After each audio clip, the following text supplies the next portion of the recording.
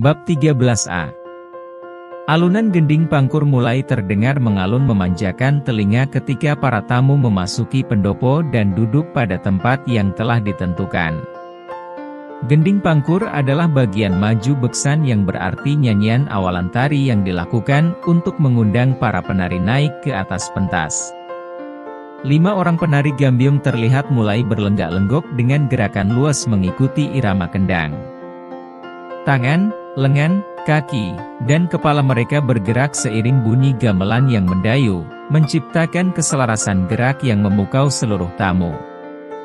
Sebagai gerakan dominan dari tarian khas ini adalah gerakan mata selalu mengiringi gerakan tangan dengan cara memandang ke arah jari-jari tangan mereka yang lentik dan bergerak dengan lemah gemulai. Wajah para penari dipoles dengan dandanan yang makin memancarkan kecantikan dan keanggunan khas gadis Jawa dengan berbalut kostum khusus berupa kemben yang bahunya terbuka sampai bagian dada, serta bawahan berupa kain panjang bermotif dan mengenakan selendang berwarna kuning. Warna kostum tari gambyong ini memang sangatlah identik dengan warna kuning dan hijau. Kuning sebagai simbol kemakmuran dan hijau sebagai simbol kesuburan.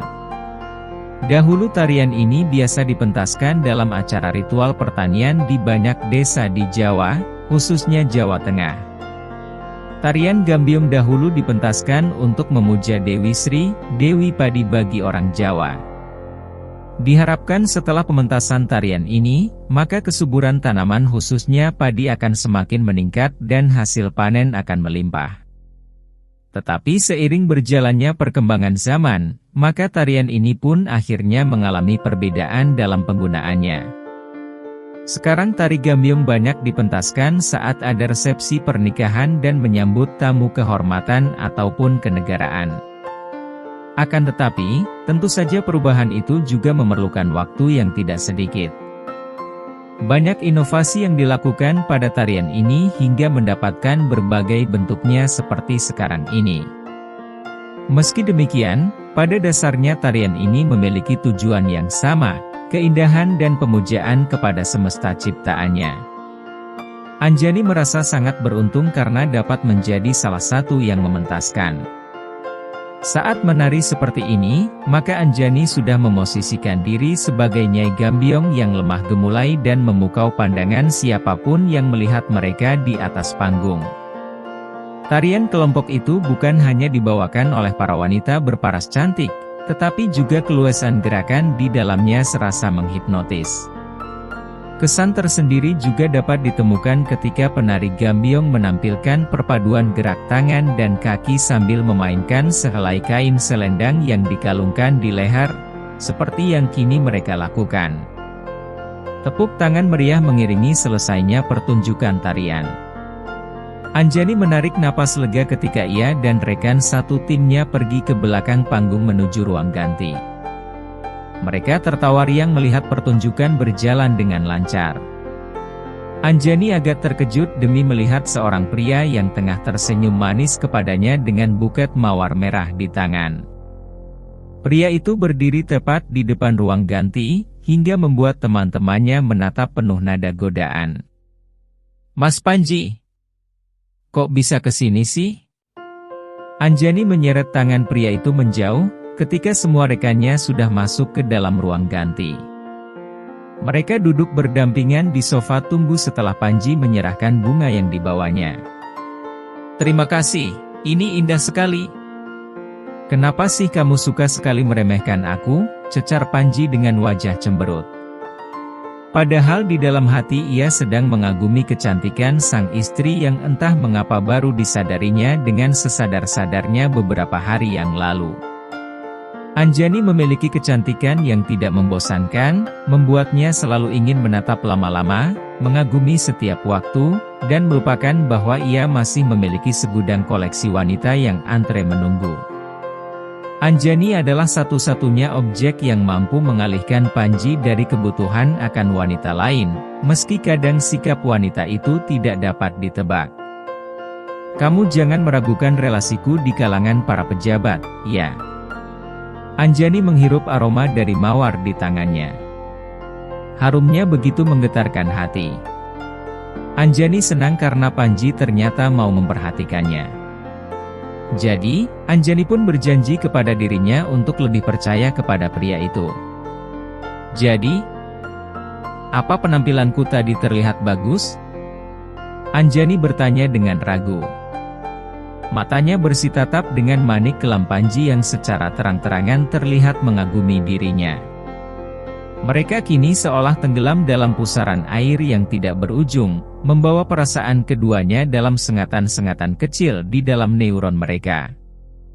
Mengirimkan sinyal-sinyal yang semakin kuat mengisi seluruh pembuluh di jantung. Mengisi kembali memori di kepala pasangan itu dengan kemesraan yang selalu tercipta kala tubuh mereka saling berdekatan. Kamu terlihat sangat memukau, hingga aku cemburu pada mata mereka yang dengan bebas menikmati setiap gerakan tubuhmu.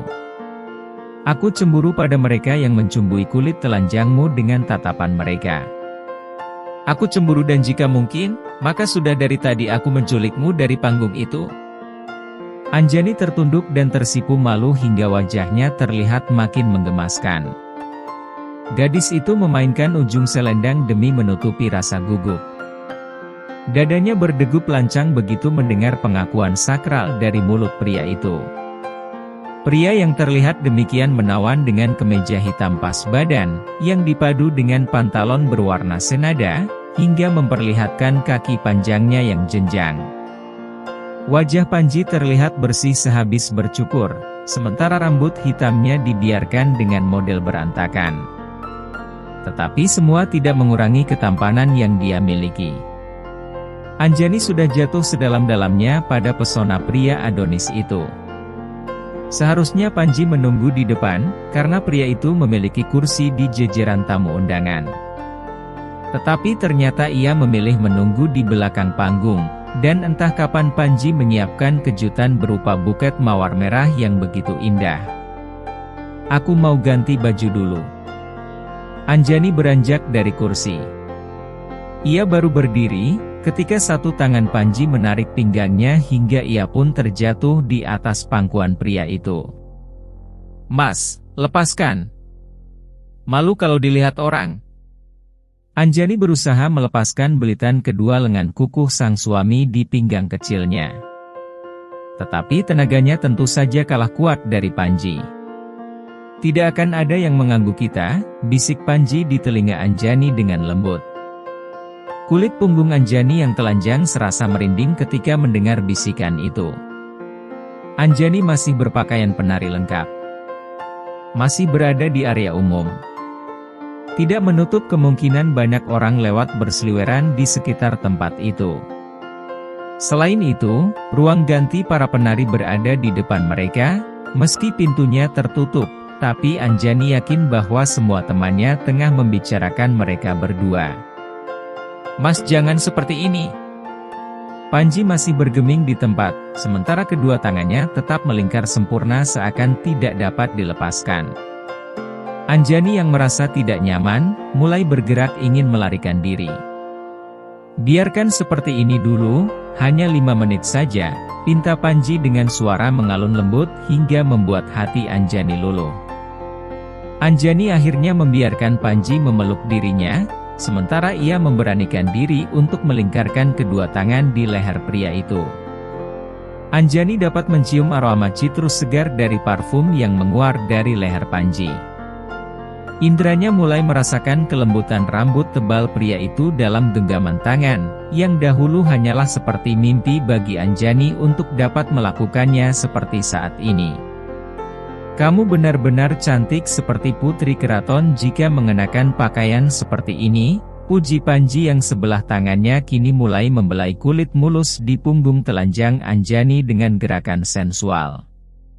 Sama sekali tidak terlihat jika kamu mampu melakukan perbuatan kejam terhadap suamimu. Mas benar-benar sudah merusak suasana deh, sumut Anjani sebal sambil bangkit dari pangkuan Panji. Mau kemana?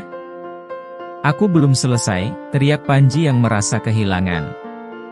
Tapi Anjani yang sudah terlanjur kesal justru mempercepat langkah menuju ruang ganti. Gadis itu menoleh sejenak kepada sang suami yang masih duduk dan berharap Anjani mau berbalik lagi. Tetapi ternyata dugaannya salah. "Tunggu di situ. Aku akan keluar dalam setengah jam, dan jangan coba-coba untuk menerobos ke dalam jika tidak ingin aku cincang." Panji berusaha menahan tawa geli. Rasanya sangat menyenangkan melihat istrinya berceloteh dalam kemarahan. Sebenarnya ia sengaja menggoda tadi. Karena jika ia tidak melakukannya, maka sudah dipastikan mereka akan bermuara di mana. Ia adalah lelaki yang sangat normal, dan penampilan Anjani lebih dari menggiurkan untuk sekadar dinikmati di atas pangkuan saja. Entah sadar atau tidak, Anjani terlalu manis dan indah. Sebuah anugerah yang akhirnya memang akan selalu disyukuri dalam sepanjang sisa hidup Panji.